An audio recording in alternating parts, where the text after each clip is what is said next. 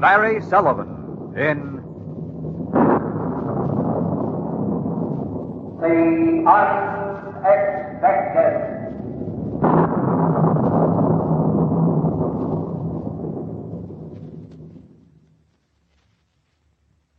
Yeah, it was hot, all right. Even the streets were sweating. Dames were going to work in as little as they thought they could get away with. Kids were spending the whole days under the fire hydrants. And every time you tried to breathe, it burned your lungs out. Sure, I knew the heat was on, but I didn't think it meant I was going to fry.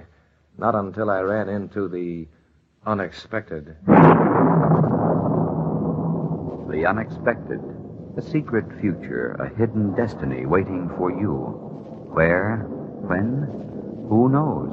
Tomorrow, today, an hour from now, perhaps in just a moment, you too will meet The Unexpected. Before our story, here's a word from our announcer.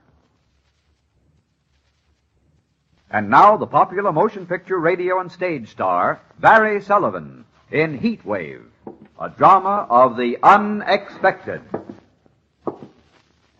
I'd been pacing up and down for hours. 3 steps one way, 3 the other. This was a great little place to cool off in. Dark, up 5 stories, and only 110 degrees hot. But for me, that was good, even in a heat wave. Because what cop would make his way up past 5 flights of cool, refrigerated furs to look in the garret for Whitey Malone, the hottest guy in town? That knock nearly jumped me out of my skin, but it was too hot to move that fast. So I pulled out my gun and opened the door, slow and easy-like. What do you want? Hello, Whitey. How you doing? Oh, it's you. Now, come on in. I don't know how I'm doing. It's so hot I can't think.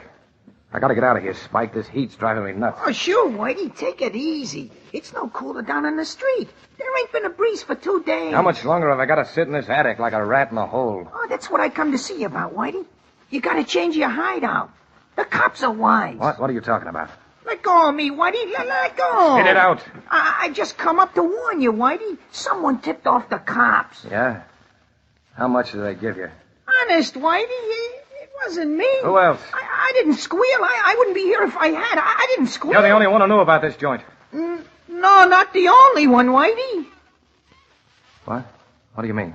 Well, you told me to tell her, Whitey. I just followed your orders. You told me to tell her. Why, you lying little... I'm not lying, Whitey. I just come here as your friend. I swear I'm not lying to you, Whitey. I swear. Okay. Give me the story, and it better tell straight. I went to Inez yesterday. All I done was tell her where you are and how to get here. Just like you said to do, Whitey. Yeah, what'd she say? Nothing. Nothing at all. Nothing? I thought everything was all right. I figured she'd be out to see you last night, but this morning it's all over town. What is? The whole deal. That you done it and where you're hiding. Yeah? Yeah, Mother Flanagan told me it was Inez who squealed. Yes, Everybody's talking about it. I was sticking my own neck in a noose when I come up here. You gotta believe me, Whitey. It's the truth. Honest it is. Okay, Spike. I believe you. Then you're gonna get out of town, Whitey? Not just yet, Spike. I got some business to take care of. Oh, you ain't got time for no business, I Whitey. got time for this. It won't wait. I know what you're thinking, Whitey, but it won't wait. It's crazy. I don't care if they catch me, Spike. Not anymore. Life's no good unless you can trust somebody. Oh, you can trust me, Whitey. Maybe, and I'm going to fix it so I can trust Inez, too. Oh, you can't do that. You won't get away with it, You'll Whitey. never double-cross anyone again. Get that, Spike. I'm going to take care of Inez. I flipped open the barrel of my revolver, jammed the bullets into it hard, like I was pushing them into the soft white flesh of Inez's throat. 1, 2, 3. Hey, Spike, look at this one. It's shiny, like gold.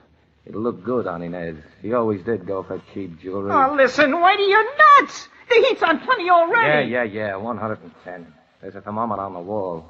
But you know what, Spike? I don't feel any hotter than when it was 105. Come on, kid. Keep your nose clean. Oh, Whitey, wait a minute. Wait, what? I opened the door and started down the stairwell.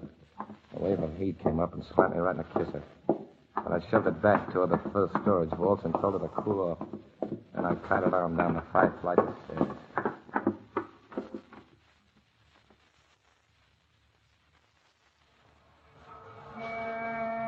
Out in the street, everybody was in a hurry, getting hotter by scrambling to get out of the heat.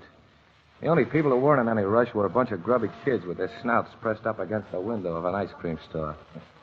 They weren't paying any attention to me either, so I took a chance and joined the crowd. I wasn't exactly sure where to start looking for Inez. But if she was as scared as I thought she'd be, she was probably out somewhere drinking it off. As for me, I needed something long and cool before I burned up with hate. So I took a roundabout way to a dark little hole in the wall with a rose-colored neon sign that kept blinking on and off. Mother's place. Mother's place. Mother's place. Okay, mister. What'll it be? Hi, Mother. Give me a beer, huh? What are you doing here, Whitey? Don't you know you're hot? Sure, everybody's hot today. Go on, get out of here, Whitey. I don't want no trouble. The cops are on your tail, and I don't want no shooting in my joint. I'm looking for Inez. Have you seen her? No, I haven't seen her. She ain't been in all day. Maybe she's gone out of town or something. She has. I'll find her. No matter where she is, I'll find her. Now, take it easy, Whitey. Don't do nothing to Inez. It'll go harder on you if you do. Couldn't go much harder one way or the other, could it, Mother dear? I figured I wasn't very welcome at Mother Flanagan's home, sweet home, so I left the nice, cool beer smell behind and plunged out into the furnace called Main Street. It was getting dark, but the heat only changed color. It was just as heavy as ever. I wandered down the street toward the big fancy apartment building where Inez lived. She might be in, she might not, but I could wait. That was one thing I'd learned up in that attic, to wait. I was round on the corner and looking up at the windows, trying to see if there was any light in them, when I heard something I didn't like too much. I didn't want to run into no cops. They made me hot under the collar, and I wanted to stay nice and cool and ready for Inez. So I ducked back into an alley and grabbed myself a piece of lost time. In an hour or maybe two, they'd get tired and go away, singing the blues on their sirens. I could wait. Yeah, but they didn't leave. Not in 1 hour or 2 or even 3. And the gun butt was burning blisters on my hand, and I was getting impatient. Hey, Whitey. Yeah, who is it? What do you want? Put your gun away, Whitey. It's me. It's Spike, me. Oh, well, what is it? Listen, you gotta get out of here. You can't go over to Inez's now. There are cops all around our apartment house. Is Inez home? Gee, I don't know, Whitey. I'll find out if Inez is home. I'm tired of waiting. I'm going to pay her a visit right now. I left him standing there and started for the apartment. By the time I reached the edge of the alley, I knew I was running, so I slowed down to a walk. I shoved my hat on the back of my head and strolled casually past the cop at the front door. I flashed him a phony press card. Martin, Morning Chronicle. Anything doing? He just shook his head and mopped his forehead with a big blue handkerchief. And I took the elevator to the 4th floor.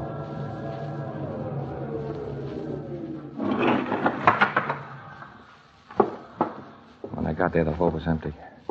I walked slowly up to Inez's door. I started to knock, but then I stopped and listened. Inside her apartment, I could hear Inez talking on the phone. She was gabbing away just like that. I'd sure like to drop over, but I'm kind of tired tonight. Think I got a bed. Hey, I gotta hang up now. Someone's at the door. No, I wasn't expecting nobody. Well, so long, Emma. See you tomorrow. Just a minute. I'm coming. What? Officer, what do you want? Just checking up to see that you're all right, miss. Oh, they haven't caught him yet. No, but we will. Don't worry. You can go on to bed now. You got nothing to worry about. Yeah.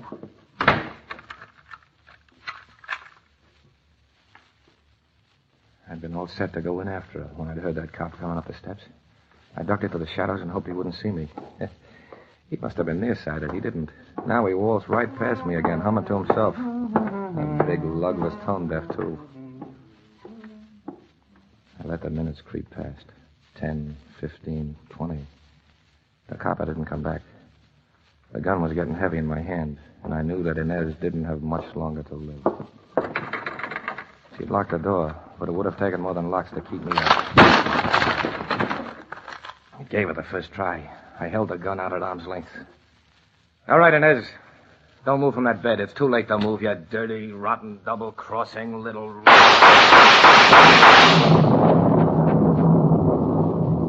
You think the story is over, don't you? But wait. Wait for... The unexpected. But now, here again is our announcer.